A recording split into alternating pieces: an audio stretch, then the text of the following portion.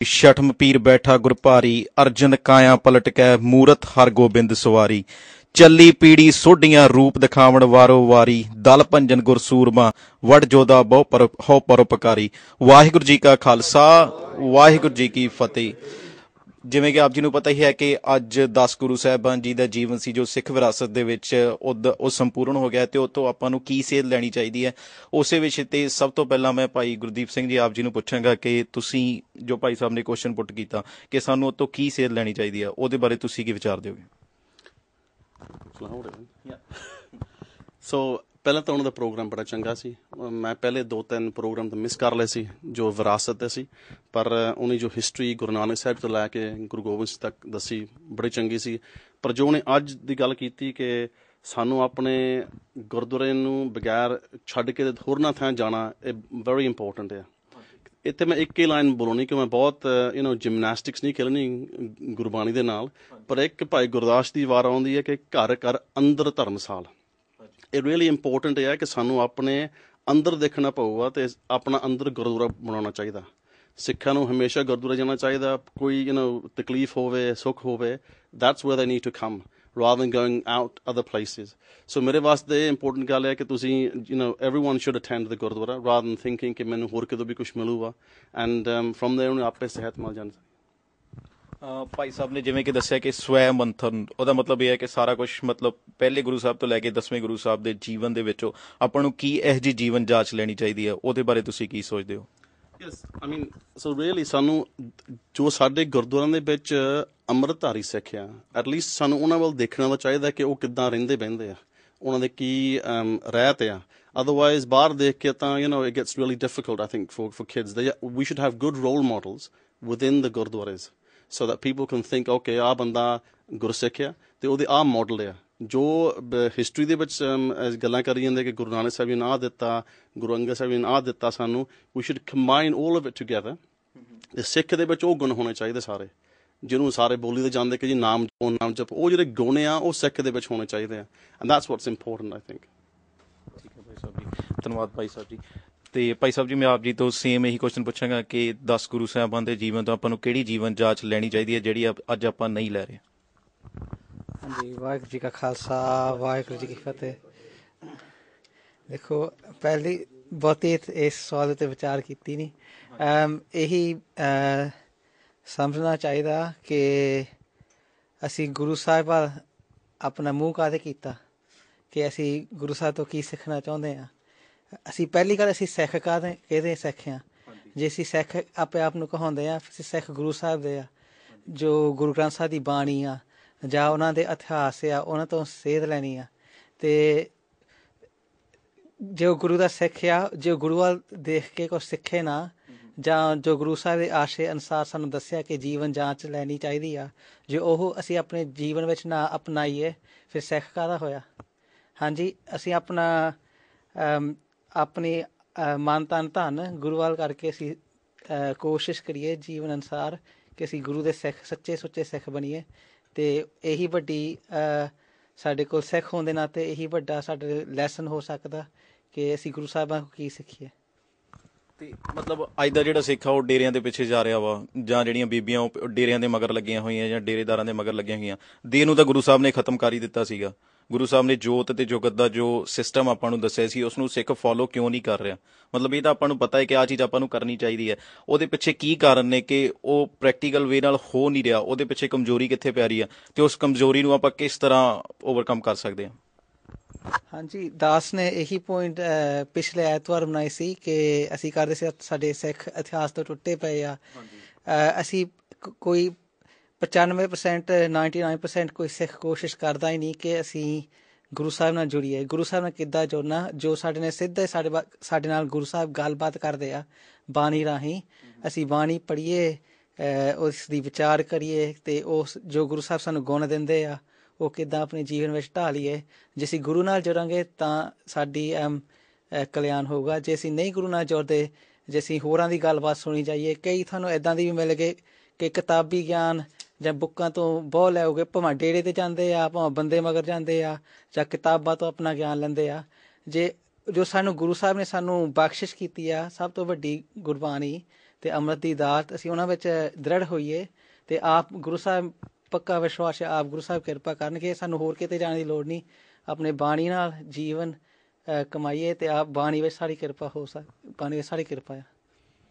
ਧੰਨਵਾਦ ਭਾਈ ਸਾਹਿਬ ਜੀ। ਵਾਹਿਗੁਰੂ ਜੀ ਕਾ ਖਾਲਸਾ, ਵਾਹਿਗੁਰੂ ਜੀ ਕੀ ਫਤਿਹ। ਹਾਂਜੀ ਭਾਈ ਸਾਹਿਬ ਜੀ, ਤੁਸੀਂ ਕੀ ਕਹਿਣਾ ਚਾਹੋਗੇ ਕਿ ਗੁਰੂ ਸਾਹਿਬ ਦੇ ਜੀਵਨ ਜਾਂਚ ਤੋਂ ਆਪਾਂ ਨੂੰ ਕੀ ਸਿੱਖਣਾ ਚਾਹੀਦਾ ਹੈ? ਪਹਿਲੇ ਗੁਰੂ ਸਾਹਿਬ ਤੋਂ ਲੈ ਕੇ 10ਵੇਂ ਗੁਰੂ ਸਾਹਿਬ ਤੱਕ ਉਹ ਹਰ ਇੱਕ ਸਿਚੁਏਸ਼ਨ ਦੇ ਵਿੱਚੋਂ ਨਿਕਲੇ, ਉਹਨਾਂ ਨੇ ਹਰ ਇੱਕ ਜਾਮੇ ਦੇ ਵਿੱਚ ਸਾਨੂੰ ਹਰ ਇੱਕ ਤਰ੍ਹਾਂ ਦਾ, ਜੇ ਗੁਰੂ ਸਾਹਿਬ ਮਾਡਰਨ ਵੀ ਹੋਏ, ਜੇ 5ਵੇਂ ਪਾਤਸ਼ਾਹ ਤੱਕ ਮੀਰੀ ਤੇ ਪੀਰੀ ਦਾ ਸਿਧਾਂਤ 6ਵੇਂ ਪਾਤਸ਼ਾਹ ਨੇ ਉਹ ਵੀ ਸ਼ੁਰੂ ਕੀਤਾ। ਪਹਿਲਾਂ ਜੇ ਲੋੜ ਨਹੀਂ ਸੀਗੀ ਤੇ ਉਹਨਾਂ ਨੇ ਨਹੀਂ ਲੋੜ, ਬਾਅਦ ਚੋਂ ਜੇ ਸ਼ਸਤਰ ਦੀ ਲੋੜ ਪਈ ਸਿੱਖ ਨੂੰ ਸ਼ਸਤਰਧਾਰੀ ਵੀ ਕੀਤਾ। ਤੇ ਇਹਦੇ ਬਾਰੇ ਤੁਸੀਂ ਕੀ ਕਹਿਣਾ ਚਾਹੁੰਦੇ ਕਿ ਅੱਜ ਦਾ ਸਿੱਖ ਕਿੱਥੇ ਖੜਾ ਹੈ ਤੇ ਉਹ ਮਤਲਬ ਅੱਗੇ ਪ੍ਰੋਗਰੈਸ ਕਿਉਂ ਨਹੀਂ ਕਰ ਰਿਹਾ, ਕਿਉਂ ਅਸੀਂ ਦੂਰ ਜਾ ਰਹੇ ਹਾਂ? ਹਾਂਜੀ, ਵਾਹਿਗੁਰੂ ਜੀ ਕਾ ਖਾਲਸਾ, ਵਾਹਿਗੁਰੂ ਜੀ ਕੀ ਫਤਿਹ। ਵੀਰ ਜੀ, ਮੈਨੂੰ ਲੱਗਦਾ ਹੈ ਸਿੱਖੀ ਸ਼ੁਰੂ ਹੀ ਇਸ ਵਾਸਤੇ ਹੋਈ ਕਿ ਅਸੀਂ ਸਾਰੇ ਰਿਚੁਅਲਸ ਵਿੱਚ, ਕਰਮ ਕਾਂਡਾਂ ਵਿੱਚ, ਜਿਵੇਂ ਵੀਰ ਜੀ ਨੇ ਕਿਹਾ, ਸਾਰੇ ਇੰਨੇ ਜ਼ਿਆਦਾ ਇੰਗੇਜ ਸੀ ਕਿ ਅਸੀਂ ਮੇਨ ਡੈਫੀਨੇਸ਼ਨ ਜਾਂ ਮੇਨ ਪਰਪਸ ਇਸ ਬਰਥ ਦਾ ਹੀ ਭੁੱਲ ਚੁੱਕੇ ਸੀ।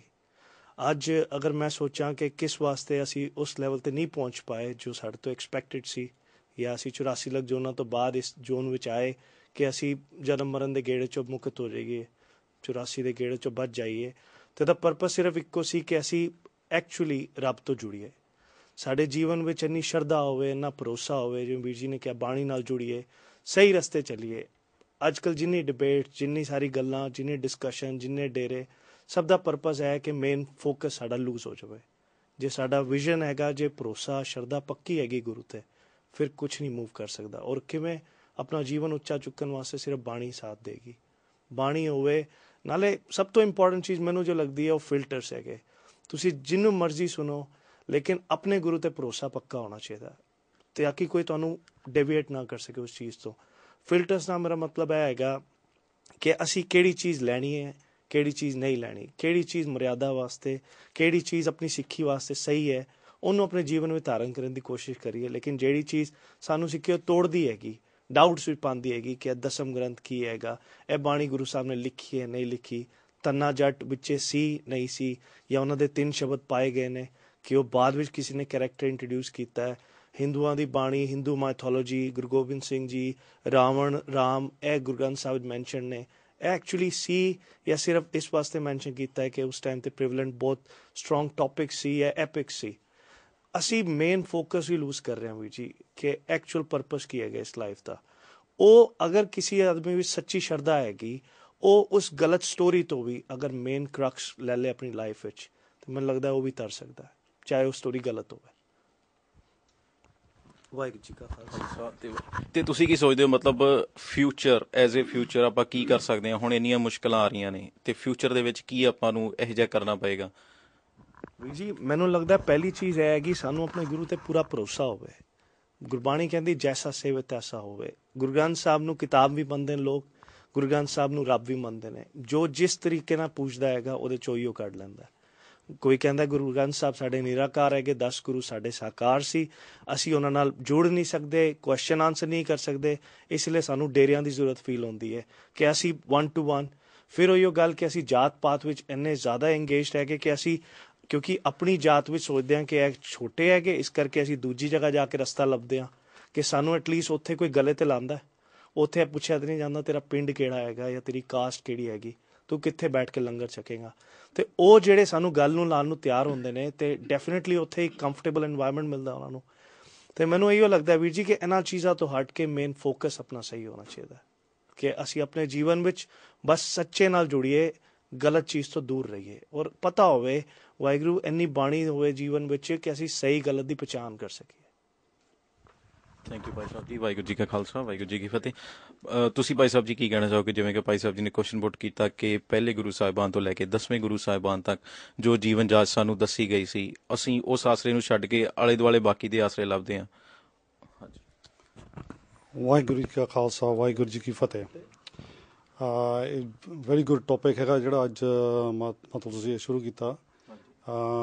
ਇਹਦੇ ਵਿੱਚ ਜੋ ਗੁਰੂ ਸਾਹਿਬ ਨੇ ਮਤਲਬ ਹਿਸਟਰੀ ਆਪਣੀ ਗੁਰੂ ਸਾਹਿਬ ਉਹਨਾਂ ਦੀ, ਸਾਨੂੰ ਗੁਰੂ ਸਾਹਿਬ ਦੇ ਮਗਰ ਲੱਗਣਾ ਚਾਹੀਦਾ, ਜਿਹਦੇ ਵਿੱਚ ਅਸੀਂ ਦੇਖਿਆ ਮਤਲਬ ਕਈ ਦੁਨੀਆ ਹੈਗੀ ਜਿਹੜੀ ਡੇਰਿਆਂ ਦੇ ਮਗਰ ਲੱਗਦੀ ਆ, ਬਟ ਡੇਰਿਆਂ ਦੇ ਕਾਹਤੇ ਲੱਗਦੀ ਆ ਇਹ ਵੀ ਕੁਐਸਚਨ ਪੁੱਛਣਾ ਚਾਹੀਦਾ। ਇਸ ਕਰਕੇ ਲੱਗਦੀ ਆ ਉੱਥੇ ਉਹਨਾਂ ਨੂੰ ਜਾ ਕੇ ਪਿਆਰ ਮਿਲਦਾ, ਹੁਣ ਜਿੱਦਾਂ ਆਹ ਗੁਰਦੁਆਰਾ ਹੈਗਾ, ਇਸ ਗੁਰਦੁਆਰੇ ਦੇ ਵਿੱਚ ਸਾਨੂੰ ਪਿਆਰ ਕਰਕੇ ਇਹ ਗੁਰਦੁਆਰਾ ਬਹੁਤ ਵਧੀਆ ਚੱਲਦਾ।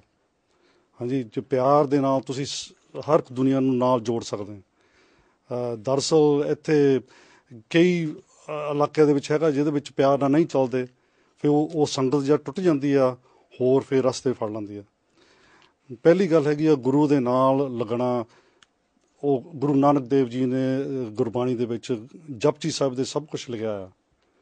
ਹਾਂਜੀ, ਇਕਤਾ ਦੇ ਨਾਲ ਆ ਸਾਰੇ। ਜੇ ਅਸੀਂ ਇੱਕ ਬਣੂਗੇ, ਗੁਰੂ ਸਾਹਿਬ ਨੂੰ ਅਸੀਂ ਮੰਨੂਗੇ, ਆਪਣੀ ਸ਼ਰਧਾ ਦੇ ਨਾਲ ਮੰਨੂਗੇ, ਫਿਰ ਰਸਤਾ ਆਪੇ ਲੱਜ ਜਾਂਦਾ।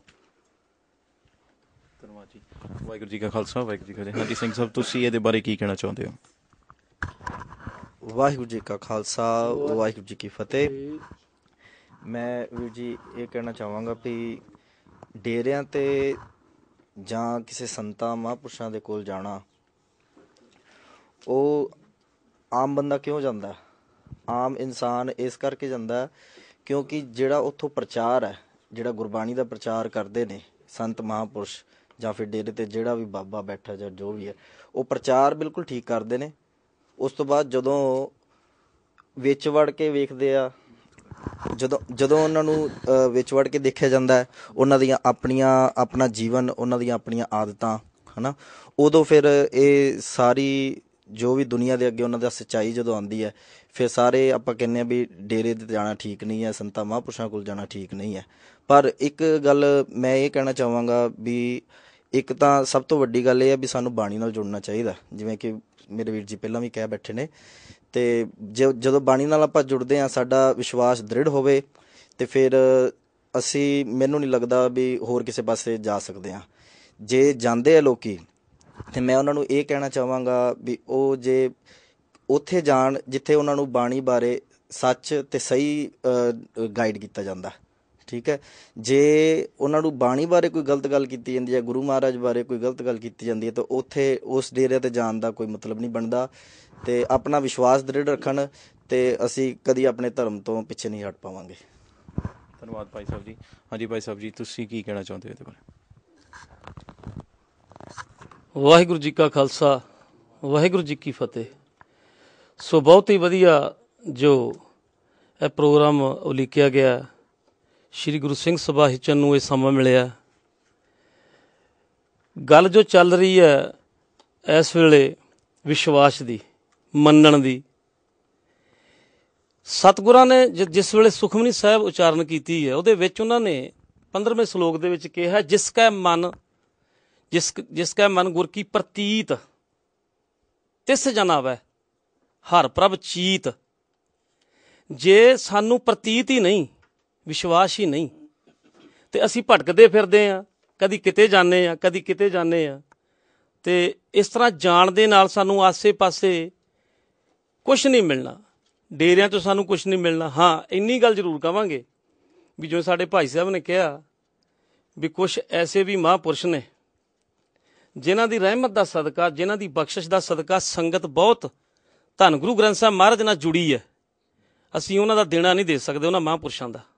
ਜਿਵੇਂ ਬਾਬਾ ਜੀ ਨੰਦ ਸਿੰਘ ਮਹਾਰਾਜ ਜੀ, ਜਿਨ੍ਹਾਂ ਨੇ ਐਸੀ ਬਖਸ਼ਿਸ਼ ਕੀਤੀ, ਐਸੀ ਰਹਿਮਤ ਕੀਤੀ ਉਹਨਾਂ ਸਿੱਖਾਂ ਨੂੰ ਜਿਨ੍ਹਾਂ ਨੂੰ ਇਹ ਨਹੀਂ ਸੀ ਪਤਾ ਕਿ ਧੰਨ ਗੁਰੂ ਗ੍ਰੰਥ ਸਾਹਿਬ ਮਹਾਰਾਜ ਦਾ ਪ੍ਰਕਾਸ਼ ਕਿੱਥੇ ਕਰਨਾ ਵਾ, ਸਤਿਕਾਰ ਕਿਵੇਂ ਕਰਨਾ, ਪ੍ਰਕਾਸ਼ ਕਿੱਥੇ ਕਰਨਾ। ਲੋਕਾਂ ਨੇ ਧੰਨ ਗੁਰੂ ਗ੍ਰੰਥ ਸਾਹਿਬ ਮਹਾਰਾਜ ਦੀ ਬੀੜ ਨੂੰ ਅਲਮਾਰੀਆਂ 'ਚ ਰੱਖਿਆ ਸੀ, ਕਿਸੇ ਨੇ ਟਰੰਕਾਂ 'ਚ ਰੱਖਿਆ ਸੀ, ਤਾਂ ਉਹਨਾਂ ਨੇ ਮਹਾਰਾਜ ਐਸੀ ਬਖਸ਼ਿਸ਼ ਕੀਤੀ, ਐਸੀ ਰਹਿਮਤ ਕੀਤੀ, ਉਹਨਾਂ ਦੀ ਕੀਤੀ ਹੋਈ ਬਖਸ਼ਿਸ਼ ਦਾ ਸਦਕਾ ਬਹੁਤ ਸੰਗਤਾਂ ਨੇ ਜੋ ਗੁਰੂ ਗ੍ਰੰਥ ਸਾਹਿਬ ਮਹਾਰਾਜ ਨਾਲ ਜੁੜੀਆਂ ਨੇ। ਤੋ ਦਾਸ ਦੀ ਇਹੀ ਬੇਨਤੀ ਹੈ ਕਿ ਜੇ ਜੁੜੀਏ ਤੇ ਆਪਣੇ ਇਸ ਪਰਮ ਪਿਤਾ ਸਾਹਿਬ ਸ਼੍ਰੀ ਗੁਰੂ ਗ੍ਰੰਥ ਸਾਹਿਬ ਮਹਾਰਾਜ ਦੀ ਪਵਿੱਤਰ ਪਾਵਨ ਬਾਣੀ ਨਾਲ ਜੁੜੀਏ, ਜਿਹੜੀ ਕਹਿੰਦੀ ਹੈ ਏਕੋ ਜਪ ਏਕੋ ਸਲਾਹੇ ਏਕ ਸਿਮਰ ਏਕੋ ਮਨ ਆਹੇ ਏਕ ਸਕੇ ਗੁਣ ਗਾਓ ਅਨੰਤ ਮੰਤ ਜਾਪ ਏਕ ਭਗਵੰਤ। ਐਸਾ ਆਨੰਦ ਆ ਜਾਂਦਾ ਜੇ ਅਸੀਂ ਸਾਹਿਬ ਸ਼੍ਰੀ ਗੁਰੂ ਗ੍ਰੰਥ ਸਾਹਿਬ ਮਹਾਰਾਜ ਦੇ ਨਾਲ ਬਹਿ ਕੇ ਗੱਲਾਂ ਕਰੀਏ, ਸੁਣੀਏ ਬਹਿ ਕੇ ਪਿਤਾ ਦੀ ਬਾਣੀ, ਤੇ ਮਨ ਆਨੰਦ ਵਿੱਚ ਆ ਜਾਂਦਾ, ਆਨੰਦ ਚਿੱਤ ਹੋ ਜਾਂਦਾ। ਬ੍ਰਹਮ ਬਿੰਦਾ ਤਿਸ ਦਾ ਬ੍ਰਹਮਤ ਰਹਿ ਏਕ ਸ਼ਬਦ ਲਵਲਾਏ, ਨਵ ਨਿਧੀ 18 ਸਿੱਧੀ ਪਿੱਛੇ ਲੱਗੀਆਂ ਫਿਰ ਜੋ ਹਰ ਹਿਰਦਾ ਸਦਾ ਵਸਾਏ। ਐਸੀ ਬਖਸ਼ਿਸ਼ ਹੋ ਜਾਂਦੀ ਹੈ। ਦਾਸ ਦੀ ਇਹੀ ਬੇਨਤੀ ਹੈ, ਸਭ ਤੋਂ ਪਹਿਲਾਂ ਤਾਂ ਮੈਨੂੰ ਇੱਥੇ ਆ ਕੇ ਇੰਗਲੈਂਡ ਦੇ ਵਿੱਚ ਇੰਗਲੈਂਡ ਦੀ ਸੰਗਤ ਨਾਲ ਬੜਾ ਪਿਆਰ ਹੋਇਆ, ਕਿਉਂਕਿ ਇੰਗਲੈਂਡ ਦੀ ਸੰਗਤ ਖਾਸ ਕਰਕੇ ਜਿਹੜੀ ਜਿਸ ਵੇਲੇ ਅਸੀਂ ਬਾਣੀ ਪੜ੍ਹਦੇ ਹਾਂ ਬਹੁਤ ਹੀ ਆਨੰਦ ਨਾਲ ਬਹਿ ਕੇ ਬਾਣੀ ਸਰਵਣ ਕਰਦੀ ਹੈ। ਦਾਸ ਨੇ ਆਪਣਾ ਸਮਾਂ ਇੰਡੀਆ ਵਿੱਚ ਵੀ ਗੁਜ਼ਾਰਿਆ, ਕਾਫੀ ਸਮਾਂ ਲਾਇਆ। ਜਿਸ ਵੇਲੇ ਕਹਿਣਾ ਭਾਈ ਸਾਹਿਬ ਪਾਠ ਸ਼ੁਰੂ ਕਰੋ, ਅਸੀਂ ਪਾਠ ਸ਼ੁਰੂ ਕਰ ਦੇਣਾ, ਕਿਸੇ ਨੇ ਬਹਿਣਾ ਨਹੀਂ। ਜਿਸ ਵੇਲੇ ਬਹਿਣਾ ਹੀ ਨਹੀਂ, ਸੁਣਨਾ ਹੀ ਨਹੀਂ, ਪਿਤਾ ਸਾਡਾ ਕੀ ਕਹਿੰਦਾ, ਸਾਡਾ ਪਿਤਾ ਸਾਨੂੰ ਕੀ ਕਹਿ ਰਿਹਾ, ਕੀ ਉਪਦੇਸ਼ ਦੇ ਰਿਹਾ, ਕੀ ਸਾਡੇ ਹਿਰਦੇ ਵਿੱਚ ਵਸੇਗਾ। ਪਰ ਇੱਥੋਂ ਦੀ ਸੰਗਤ ਦੀ ਬੜੀ ਗੱਲਬਾਤ ਆ, ਜਿਹੜੇ ਇੱਕ ਮਨ ਇੱਕ ਚਿੱਤ ਹੋ ਕੇ ਸਤਿਗੁਰਾਂ ਦੀ ਪਵਿੱਤਰ ਪਾਵਨ ਬਾਣੀ ਸਰਵਣ ਕਰਦੇ ਨੇ। ਇਸੇ ਤਰ੍ਹਾਂ ਸਰਵਣ ਕਰਦੇ ਰਹਿਣ ਤਾਂ ਸਾਨੂੰ ਕਿਤੇ ਜਾਣ ਦੀ ਲੋੜ ਨਹੀਂ। ਵਾਹਿਗੁਰੂ ਜੀ ਕਾ ਖਾਲਸਾ, ਵਾਹਿਗੁਰੂ ਜੀ। ਹਾਂਜੀ ਭਾਈ ਸਾਹਿਬ ਜੀ, ਤੁਸੀਂ ਕੀ ਕਹਿਣਾ ਚਾਹੋਗੇ ਕਿ ਕਿਉਂ ਨਹੀਂ ਅੱਜ ਦਾ ਸਿੱਖ ਜੁੜ ਰਿਹਾ ਤੇ ਕਿਸ ਤਰ੍ਹਾਂ ਉਸ ਨੂੰ ਜੋੜਿਆ ਜਾ ਸਕਦਾ ਹੈ? ਭਾਈ ਸਾਹਿਬ ਨੇ ਦੱਸਿਆ ਕਿ ਆਪਾਂ ਬਾਣੀ ਨਾਲ ਜੋੜ ਸਕਦੇ ਹਾਂ। ਹਾਂਜੀ, ਵਾਹਿਗੁਰੂ ਜੀ ਕਾ ਖਾਲਸਾ, ਵਾਹਿਗੁਰੂ ਜੀ ਕੀ ਫਤਿਹ। ਜੋ ਸਿੱਖ ਚੈਨਲ ਵੱਲੋਂ ਪਿਛਲੇ ਕੁਝ ਸਮੇਂ ਤੋਂ ਸਤਿਗੁਰੂ ਜੀ ਦੀ ਬਖਸ਼ਿਸ਼ ਨਾਲ ਅੱਠੇ ਪਹਿਰ ਗੁਰਬਾਣੀ ਨਾਲ ਜੋੜਨ ਦਾ ਉਪਰਾਲਾ ਕੀਤਾ ਜਾ ਰਿਹਾ, ਬਹੁਤ ਹੀ ਸ਼ਲਾਘਾਯੋਗ ਹੈ। ਸਤਿਗੁਰੂ ਜੀ ਦੀ ਬਾਣੀ ਵਿੱਚ ਆਇਆ ਹੈ ਬਚਨ ਕਿ ਗੁਰ ਪੂਰਾ ਜਿਨ ਸਿਮਰਿਆ ਸਈ ਭੈ ਨਿਹਾਲ, ਨਾਨਕ ਨਾਮ ਅਰਾਧਨਾ ਕਾਰਜ ਆਵੈ ਰਾਸ। ਜੋ 10 ਗੁਰੂ ਸਾਹਿਬਾਨ ਜੀ ਨੇ ਆਪਣਾ ਸਾਰਾ ਹੀ ਸਮਾਂ, ਸਾਰਾ ਪਰਿਵਾਰ ਸੇਵਾ ਵਿੱਚ ਲਾਇਆ, ਨਾਮ ਜਪਣ ਵਾਸਤੇ, ਜਪਾਉਣ ਵਾਸਤੇ, ਤੇ ਜਿਸ ਦਾ ਸਦਕਾ ਅੱਜ ਸਾਰੇ ਸੰਸਾਰ ਵਿੱਚ ਸਤਿਗੁਰੂ ਜੀ ਦੀ ਬਖਸ਼ਿਸ਼ ਵਰਤ ਰਹੀ ਹੈ। ਤੇ 10 ਗੁਰੂ ਸਾਹਿਬਾਨ ਜੀ ਨੇ, ਮੈਂ ਕਈ ਵਾਰੀ ਵਿਚਾਰਦਾ ਹੁੰਦਾ ਆਪਣੇ ਮਨ ਨਾਲ, ਗੁਰੂ ਸਾਹਿਬ ਦੀ ਕਿਰਪਾ, ਜਿਵੇਂ ਤੁਸੀਂ ਮਹਾਂਪੁਰਖਾਂ ਦੀ ਵੀ ਗੱਲ ਕੀਤੀ ਆ, ਕਿਉਂਕਿ ਇਸ ਸੰਸਾਰ ਵਿੱਚ ਜੋ ਗੁਰੂ ਨਾਨਕ ਸਾਹਿਬ ਜੀ ਦਾ ਪੰਥ ਚਲਾਇਆ ਹੋਇਆ ਹੈ, ਇਹ ਹਰ ਇੱਕ ਜੀਵ ਜੋ ਜਿਸ ਨੂੰ ਮਨੁੱਖਾ ਜਨਮ ਮਿਲਿਆ, ਉਸ ਦਾ ਉਪਰਾਲਾ ਜ਼ਰੂਰ ਹੈ ਕਿ ਮੈਂ ਉਸ ਵਾਹਿਗੁਰੂ ਪਰਮੇਸ਼ਰ ਦੇ ਨਾਲ ਜੁੜਾਂ। ਪਰ ਜੋ ਗੁਰੂ ਸਾਹਿਬ ਜੀ ਨੇ ਵਿਧੀ ਬਣਾਈ, 10 ਜਾਮਿਆਂ ਵਿੱਚ ਨਾਮ ਦੀ ਬਖਸ਼ਿਸ਼ ਕੀਤੀ, ਤੇ 10ਵੇਂ ਪਾਤਸ਼ਾਹ ਸਾਹਿਬ ਸ੍ਰੀ ਗੁਰੂ ਗੋਬਿੰਦ ਸਿੰਘ ਮਹਾਰਾਜ ਜੀ ਨੇ ਨਾਮ ਦੀ ਬਖਸ਼ਿਸ਼ 5 ਪਿਆਰਿਆਂ ਰਾਹੀਂ ਇਸ ਸੰਸਾਰ ਨੂੰ ਦੇਣਾ ਕੀਤੀ। ਤੇ ਇਸ ਵਿਧੀ ਰਾਹੀਂ ਜਿਨ੍ਹਾਂ ਗੁਰਮੁਖਾਂ ਨੇ ਨਾਮ ਸਤਿਗੁਰੂ ਜੀ ਪਾਸੋਂ 5 ਪਿਆਰਿਆਂ ਪਾਸੋਂ ਲਿਆ, ਜਿਨ੍ਹਾਂ ਨੇ ਆਪਣਾ ਤਨ ਮਨ ਧਨ ਸਭ ਸਤਿਗੁਰੂ ਜੀ ਦਾ ਜਾਣ ਕਰਕੇ ਆਪਣਾ ਜੀਵਨ ਬਿਤਾਇਆ, ਉਹਨਾਂ ਮਹਾਂਪੁਰਖਾਂ ਨੇ ਆਪਾਂ ਗਿਣਤੀ ਵਿੱਚ ਦੇਖਦੇ ਹਾਂ ਕਿੰਨੇ ਹਨ, ਉਹ ਬਿਰਲੇ ਹਨ, ਥੋੜ੍ਹੇ ਹਨ, ਜਿਨ੍ਹਾਂ ਨੇ ਆਪਣਾ ਸਤਿਗੁਰੂ ਜੀ ਦੀ ਆਗਿਆ ਮੰਨੀ। ਕਿਉਂਕਿ ਗੁਰ ਪੀਰਾਂ ਕੀ ਚਾਕਰੀ ਮਹਾਂ ਕਰੜੀ ਸੁਖਸਾਰ, ਤੇ ਉਹ ਜਿਹੜੀ ਆਗਿਆ ਹੈ ਉਹ ਸਾਰਿਆਂ ਤੋਂ ਨਹੀਂ ਮੰਨੀ ਜਾਂਦੀ, ਸਾਰਿਆਂ ਤੋਂ ਪੂਰੀ ਨਹੀਂ ਮੰਨੀ ਜਾਂਦੀ। ਉਹਦੇ ਵਿੱਚ ਆਪਣੇ ਜਿਹੜੇ ਆਪਾਂ ਕਹਿੰਦੇ ਹਾਂ ਕਿ ਕੁਛ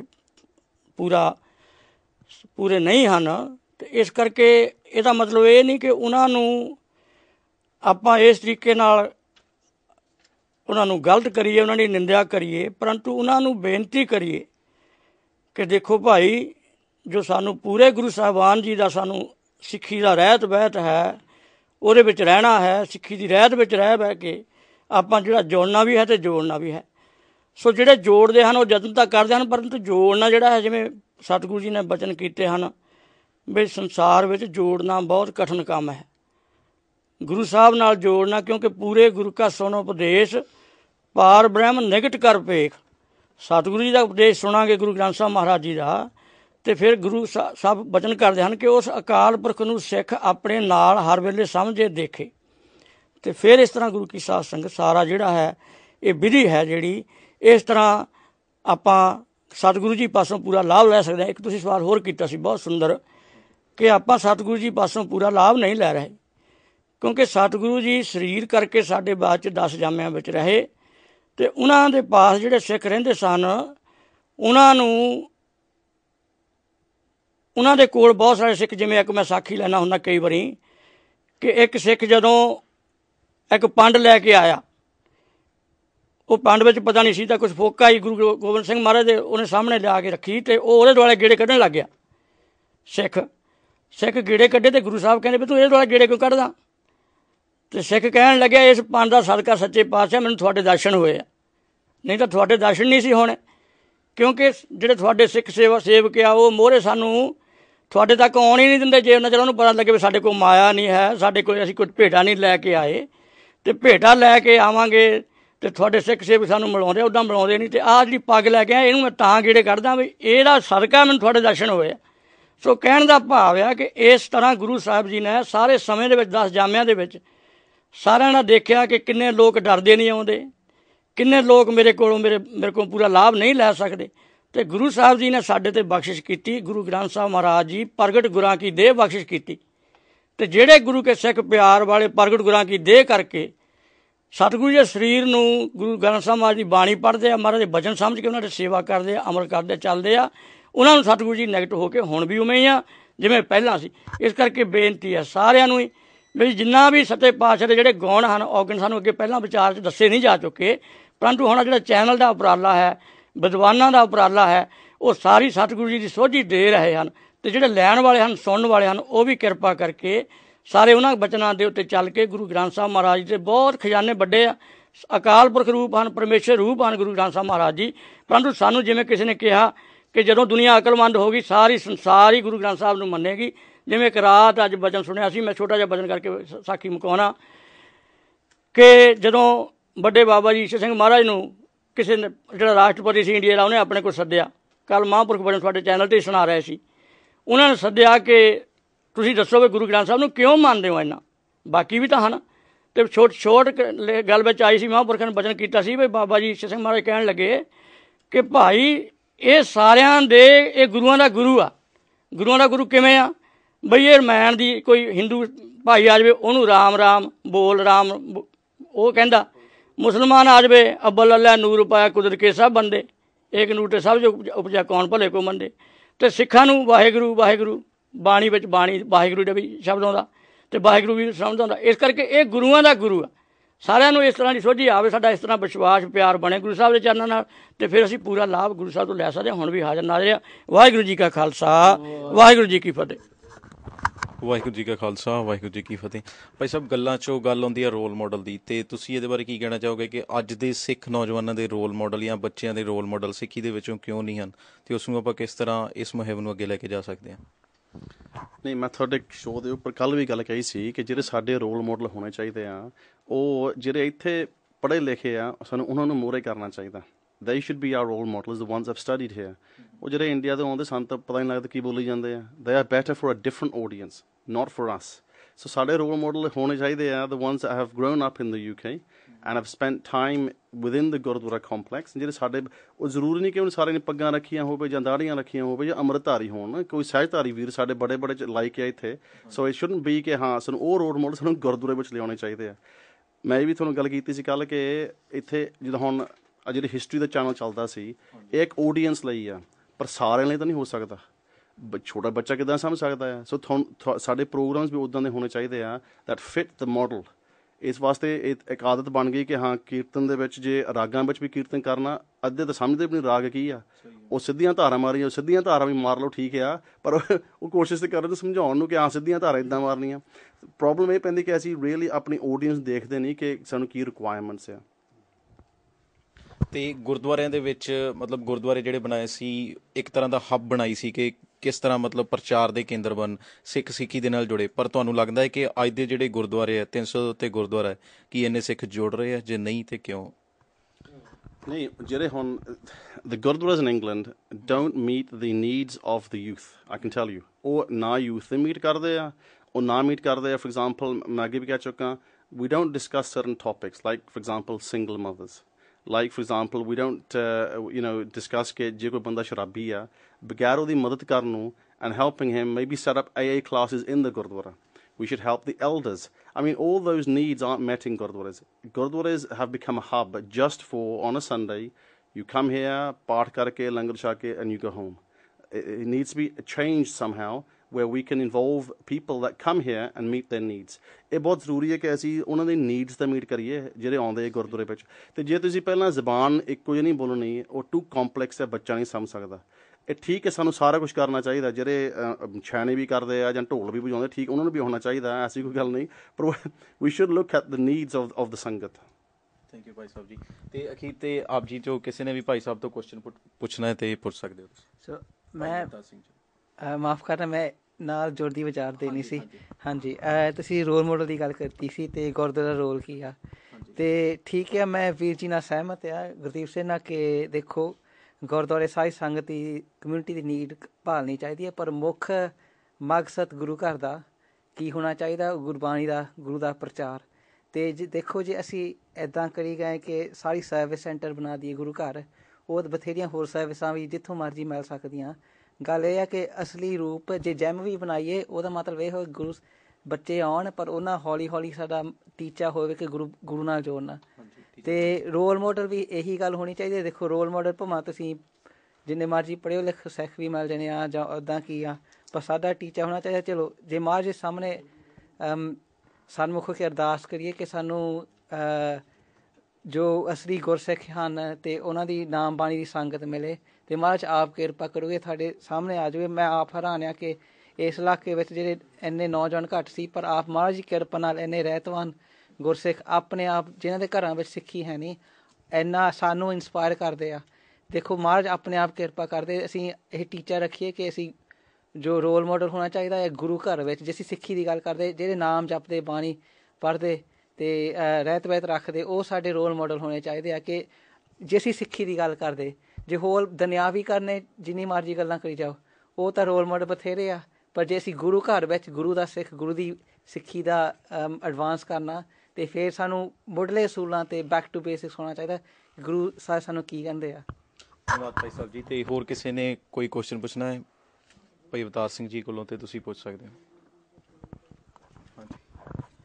ਮੈਂ ਸਿਰਫ ਇਹੀ ਬੇਨਤੀ ਕਰਾਂਗਾ, ਭਾਈ ਅਵਤਾਰ ਸਿੰਘ ਜੀ ਹੋਰਾਂ ਨੇ ਅੱਜ ਵੀ ਮੈਂ ਸੁਣਿਆ ਸੀ ਜੋ ਵੱਡੇ ਘੱਲੂ ਘਾਰੇ ਬਾਰੇ ਜਾਂ ਹੋਰ ਜਿੰਨਾ ਵੀ ਉਹਨਾਂ ਕੋਲ ਇਤਿਹਾਸ ਦਾ ਬਹੁਤ ਵੱਡਾ ਖਜ਼ਾਨਾ ਹੈ। ਅਵਤਾਰ ਸਿੰਘ ਜੀ ਤੁਹਾਡਾ ਬਹੁਤ ਧੰਨਵਾਦ ਹੈ ਜੋ ਤੁਸੀਂ ਇਹ ਉਪਰਾਲਾ ਕਰਕੇ ਇਹ ਸਾਰਾ ਕਰ ਰਹੇ ਹੋ। ਮੈਂ ਅੱਗੇ ਲਈ ਵੀ ਆਪ ਜੀ ਨੂੰ ਇਹੀ ਬੇਨਤੀ ਕਰਾਂਗਾ ਕਿ ਸਾਨੂੰ ਬਹੁਤ ਲੋੜ ਹੈ ਐਸੀ ਜਿੱਦਾਂ ਤੁਸੀਂ ਅੱਜ ਵਿੱਦਿਆ ਬਾਰੇ ਵੀ ਗੱਲ ਕੀਤੀ ਸੀ, ਔਰ ਜਿਵੇਂ ਸਾਡੇ ਇਤਿਹਾਸ ਦੀ ਗੱਲ ਕੀਤੀ ਹੈ ਕਿ ਗੁਰੂ ਸਾਹਿਬਾਨ ਜੀ ਦਾ ਜਿਹੜਾ ਸਾਨੂੰ ਦੂਜੀ ਗੱਲ ਜਿਹੜੀ ਅੱਜ ਇਹਨਾਂ ਨੇ ਬੇਨਤੀ ਆਪਣਾ ਕੀਤੀ, ਇੱਥੇ ਵਿਚਾਰ ਵੀ ਅਸੀਂ ਕੀਤੀ ਆ ਕਿ ਗੁਰੂ ਘਰਾਂ ਵਿੱਚ ਸਾਡੇ ਗੁਰੂ 300 ਗੁਰਦੁਆਰੇ ਨੌਜਵਾਨ ਸਾਡੇ ਇੱਥੇ ਗੁਰੂ ਸਾਹਿਬ ਦੀ ਕਿਰਪਾ ਨਾਲ ਉਤਸ਼ਾਹਤ ਹਨ। ਬੜੀ ਮਹਾਰਾਜ ਦੀ ਕਿਰਪਾ ਹੈ ਆਪਣੀ। ਗੁਰੂ ਗ੍ਰੰਥ ਸਾਹਿਬ ਮਹਾਰਾਜ ਜੀ ਆਪ ਸਾਰੀਆਂ ਮਿਹਰਾਂ ਕਰਨ ਨੂੰ ਸਮਰੱਥ ਹਨ, ਸਭ ਨੂੰ ਆਪ ਪ੍ਰੇਰਨ ਵਾਲੇ ਹਨ, ਉਹ ਪ੍ਰੇਰ ਰਹੇ ਹਨ। ਪਰੰਤੂ ਜੇ ਅਸੀਂ ਉਹਨਾਂ ਦੀ ਨਾ ਸੁਣੀਏ, ਜੇ ਸਾਡੇ ਅੰਦਰੋਂ ਆਵਾਜ਼ ਵੀ ਆਵੇ ਤਾਂ ਨਾ ਸੁਣੀਏ, ਫਿਰ ਸਾਡੀ ਬਦਕਿਸਮਤੀ ਹੈ। ਪਰੰਤੂ ਇੱਕ ਗੱਲ ਮੈਂ ਬੇਨਤੀ ਕਰਨੀ ਜ਼ਰੂਰ ਚਾਹਾਂਗਾ ਕਿ ਜਿਵੇਂ ਗੁਰੂ ਘਰਾਂ ਦੇ ਵਿੱਚ ਜਿਹੜਾ ਸਾਡਾ ਪ੍ਰਬੰਧ ਆ, ਜਿਹੜਾ ਸੰਗਤ ਹੈ, ਅਸੀਂ ਸੰਗਤ ਪ੍ਰਬੰਧਕਾਂ ਵੱਲ ਦੇਖਦੀ ਆ, ਪ੍ਰਬੰਧਕ ਸੰਗਤਾਂ ਵੱਲ ਦੇਖਦੇ ਆ। ਸੋ ਜਿਹੜਾ ਇਹ ਇੱਥੇ ਅਸੀਂ ਇਸ ਕਰਕੇ ਪਿੱਛੇ ਹਾਂ ਕਿ ਜਿੱਥੇ ਪ੍ਰਬੰਧਕਾਂ ਵੀ ਸੰਗਤਾਂ ਨੂੰ ਨਾਲ ਲੈ ਕੇ ਚੱਲਦੇ ਆ, ਜਿੱਥੇ ਸੰਗਤ ਪ੍ਰਬੰਧਕਾਂ ਦੇ ਨਾਲ ਸਹਿਯੋਗ ਦਿੰਦੀ ਹੈ, ਉੱਥੇ ਸਿੱਖੀ ਦਾ ਵਾਧਾ ਹੋਣਾ ਹੀ ਹੋਣਾ, ਉਸ ਨੂੰ ਕੋਈ ਵੀ ਰੋਕਣ ਵਾਲਾ ਨਹੀਂ ਹੈ। ਸੋ ਇਹੀ ਬੇਨਤੀ ਹੈ, ਜਿਵੇਂ ਤੁਸੀਂ ਇਸ ਉਪਰਾਲੇ ਅਸੀਂ ਇੱਦਾਂ ਸੰਗਤਾਂ ਨੂੰ ਜੋੜ ਰਹੇ ਹੋ। ਅਤੇ ਦੂਸਰਾ ਹੈ ਨੌਜਵਾਨਾਂ ਦੀ ਗੱਲ। ਨੌਜਵਾਨਾਂ ਦਾ ਇੱਥੇ ਗੁਰੂ ਸਾਹਿਬ ਦੀ ਕਿਰਪਾ ਨਾਲ ਇੱਕੋ ਹੀ ਇੱਕ ਮੈਂ ਸੋਚਦਾ ਕਿ ਇੱਥੇ ਜਿਹੜਾ ਉਤਸ਼ਾਹ ਹੈ, ਜਾਂ ਸਾਡੇ ਹੁਣ ਇਸ ਗੁਰਦੁਆਰਾ ਸਾਹਿਬ ਦੇ ਵਿੱਚ ਸਾਰੇ ਨੌਜਵਾਨ ਪ੍ਰੋਫੈਸ਼ਨਲ ਮੁੰਡੇ ਜਿੰਨੇ ਪੜ੍ਹੇ ਲਿਖੇ ਸਾਰੇ ਹੀ ਸੇਵਾ ਕਰਦੇ ਆ ਰਲ ਮਿਲ ਕੇ, ਕਿਉਂਕਿ ਇਹਨਾਂ ਦੇ ਮਨ ਵਿੱਚ ਆਪਣੇ ਗੁਰੂ ਘਰ ਦੀ ਚੜ੍ਹਦੀ ਕਲਾ ਵਾਸਤੇ ਭਾਵਨਾ ਹੈ। ਸੋ ਉਸ ਭਾਵਨਾ ਦਾ ਸਦਕਾ ਸਾਰੇ ਹੀ ਇਸ ਭਾਵਨਾ ਨੂੰ ਲੈ ਕੇ ਸਾਰੇ ਕੰਮ ਕਰਦੇ ਆ। ਅਤੇ ਦੂਸਰੀ ਗੱਲ, ਜਿਵੇਂ ਗੁਰਦੀਪ ਸਿੰਘ ਕਹਿੰਦਾ, ਇਹਦੀ ਗੱਲ ਸਹੀ ਆ ਕਿ ਸਾਡਾ ਜਿਹੜਾ ਪ੍ਰਚਾਰ ਦਾ ਸਾਧਨ ਹੈ, ਕੁਛ ਸਮਾਂ ਪਹਿਲਾਂ ਜਿੱਦਾਂ ਸਾਡੇ ਕੋਲ ਬਹੁਤ ਸਮਾਂ ਜਦੋਂ ਅਸੀਂ ਇਸ ਇਲਾਕੇ 'ਚ ਆਏ, ਜਿਹੜਾ ਸਿੱਖੀ ਟੂ ਦਾ ਮੈਕਸ ਹੈ, ਸਿੱਖੀ ਟੂ ਦਾ ਮੈਕਸ ਸਾਨੂੰ ਸਾਡੇ ਬੱਚਿਆਂ ਨੂੰ ਕਾਫੀ ਕਰਦਾ, ਅਤੇ ਸਾਡੇ ਬੱਚਿਆਂ ਨੇ ਆਪ ਇਹ ਸਿੱਖਿਆ ਉਹਨੂੰ ਚਲਾਉਣਾ, ਅਤੇ ਉਦੋਂ ਲੈ ਕੇ ਸੇਧ ਲੈ ਕੇ ਬੱਚੇ ਹੀ ਆ ਕੇ ਹੁਣ ਵੀ ਸੇਵਾ ਕਰਦੇ ਆ, ਅਤੇ ਉਸ ਤੋਂ ਉਹ ਗਾਈਡੈਂਸ ਲੈਂਦੇ ਆ। ਘਰਾਂ ਵਿੱਚ ਵੀ ਬੱਚਿਆਂ ਨੂੰ ਇੰਟਰਨੈਟ 'ਤੇ ਜਾਂ ਹੋਰ ਸਾਰਿਆਂ ਦੇ ਕੋਲ ਇਸ ਤਰ੍ਹਾਂ ਉਪਰਾਲਾ ਹੈ। ਅੱਛਾ, ਦੂਸਰੀ ਗੱਲ ਹੈ ਕਿ ਜਿਹੜਾ ਸਾਡਾ ਪ੍ਰਚਾਰ ਦਾ ਤਰੀਕਾ ਹੈ, ਉਹਦੇ ਵਿੱਚ ਮੈਂ ਪ੍ਰਚਾਰਕਾਂ ਦੀ ਨਿੰਦਿਆ ਨਹੀਂ ਕਰਦਾ, ਪਰੰਤੂ ਪ੍ਰਚਾਰਕਾਂ ਨੂੰ ਬੇਨਤੀ ਜ਼ਰੂਰ ਕਰਦਾ ਬਈ ਤੁਹਾਨੂੰ ਬੱਚਿਆਂ ਦੀਆਂ ਲੋੜਾਂ ਨੂੰ ਸਮਝਣ ਦੀ ਲੋੜ ਆ। ਕਿ ਹੁਣ ਅੰਗਰੇਜ਼ੀ ਵਿੱਚ ਜਿੱਦਾਂ ਹੁਣ ਭਾਈ ਉਦੋਂ ਕੇ ਦੱਸਦੇ ਆ ਇਤਿਹਾਸ ਬਾਰੇ, ਜਾਂ ਹੋਰ ਤਰੀਕੇ ਨਾਲ ਅੰਗਰੇਜ਼ੀ ਵਿੱਚ ਕੋਈ ਬੱਚਿਆਂ ਨੂੰ ਦੱਸ ਰਹੇ ਆ, ਇਸ ਤਰੀਕੇ ਨਾਲ ਸਾਡੇ ਗੁਰੂ ਘਰਾਂ ਦੇ ਵਿੱਚ ਜਿਹੜਾ ਪ੍ਰਚਾਰ ਆ ਜਾਂ ਜਿਹੜੇ ਪ੍ਰਬੰਧਕ ਆ, ਉਹਨਾਂ ਵਿੱਚ ਵੀ ਨੌਜਵਾਨ ਪੀੜ੍ਹੀ ਵਿੱਚੋਂ ਬੱਚੇ ਨਾਲ ਅੱਗੇ ਹੋ ਕੇ ਦੱਸਣ ਆਪਣੀਆਂ ਲੋੜਾਂ ਕੀ ਲੋੜਾਂ ਹਨ, ਅਤੇ ਸੇਵਾ ਵੀ ਵੱਧ ਚੜ੍ਹ ਕੇ ਕਰਨ।